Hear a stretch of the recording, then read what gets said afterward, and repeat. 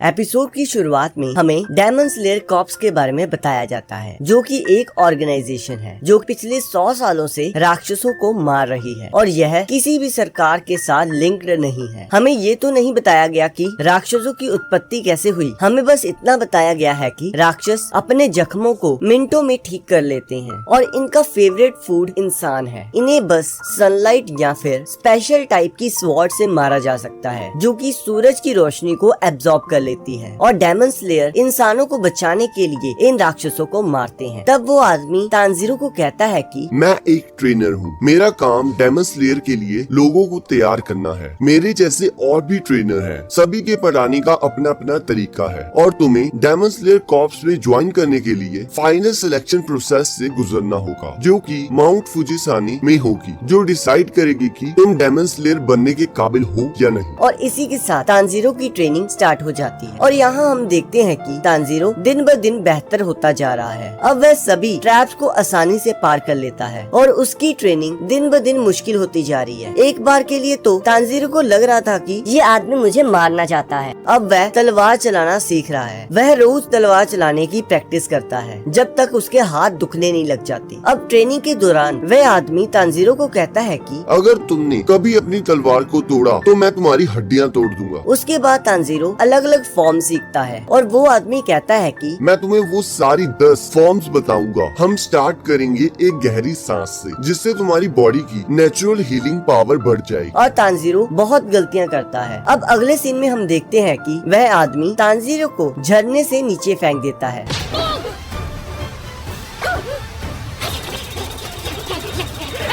और अगले सीन में हमें पता लगता है कि नेजुको पिछले 6 महीनों से सोई हुई है, जिसका कोई भी कारण पता नहीं लग रहा। उन्होंने डॉक्टर को भी दिखाया पर कुछ पता नहीं लगा और तानजीरो कहता है कि मुझे डर है कि कहीं एक दिन मैं उठूं और नेजुको मरी हो। अब 1 साल बीत जाता है और वह आदमी तानजीरो को कहता है, मैंने अब तुम्हें सब कुछ सिखा दिया है, अब जो करना है तुमने करना है, जिससे पता लगेगा कि तुम अगले लेवल में जा सकते हो या नहीं। अब वह आदमी तानजीरो को एक बड़े पत्थर के पास लेकर जाता है और कहता है कि अगर तुमने इस पत्थर को 2 हिस्सों में काट दिया तो मैं तुम्हें फाइनल सिलेक्शन में जाने दूंगा। अब तानजीरो सोचता है कि कोई तलवार इसे 2 हिस्सों में कैसे काट सकती है और वह आदमी हवा में गायब हो जाता है। अब उस दिन के बाद तानजीरो रोज प्रैक्टिस करने लगता है और उस पत्थर को काटने की कोशिश करता है, पर फिर भी उसे किसी तरह की कोई भी सफलता हासिल नहीं होती। अब 6 महीने बीत जाते हैं पर अभी भी वो वहीं का वहीं है। तब हम देखते हैं एक और लड़का वहाँ आता है और तानजीरो को कहता है, तुम बहुत स्लो हो, कमजोर हो और इमेच्योर हो। मैं ऐसे लड़के को डेमन स्लेयर नहीं मानता। और वह तानजीरो को लड़ने का आह्वान देता है और कहता है, मुझे दिखाओ तुमने अब तक क्या सीखा है। और तब तानजीरो कहता है, तुम्हें चोट लग जाएगी। तब वह लड़का हंसते हुए कहता है, तुम्हें सच में लगता है तुम मुझे छू भी पाओगे। और वह तानजीरो पर हमला कर देता है और वह बताता है कि वह भी इस पत्थर को पहले काट चुका है। और यहाँ हम देखते हैं कि तानजीरो बुरी तरह पिट जाता है और वह लड़का कहता है कि तुमने 1.5 साल में कुछ नहीं सीखा, तुमने बस चीजों को याद किया है, पर तुम्हारी बॉडी अभी भी पहले जैसी कमजोर है। और वह लड़का तानजीरो को बेहोश करके